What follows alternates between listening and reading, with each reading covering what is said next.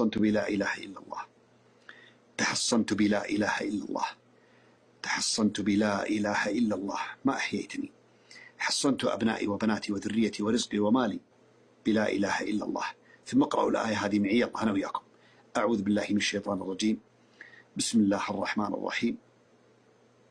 وإذا ذكرت ربك في القرآن وحده، وإذا ذكرت ربك في القرآن وحده، وإذا ذكرت ربك في القرآن وحده ولوا على أدبارهم نفورا. أقرأ الثاني الآية. بسم الله الرحمن الرحيم.